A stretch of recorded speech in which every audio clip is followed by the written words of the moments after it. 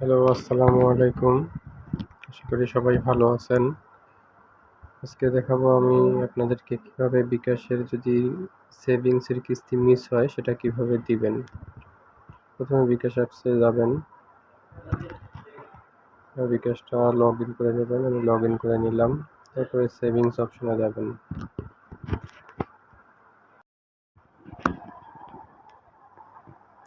সচলে click করবেন। সচলে click করলে আপনাদের এখানে দেখাবে কয়টা আপনার সেভিংস আছে। তা আপনার যে সেভিংসটার কিস্তি মিস হয়েছে সেই সেভিংসে যাবেন।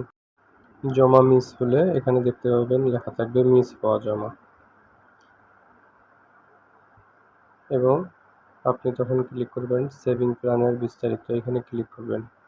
এখানে ক্লিক করলে নিচে দেখবেন একটা অপশন আসবে মিস হওয়া জমা পেমেন্ট করুন।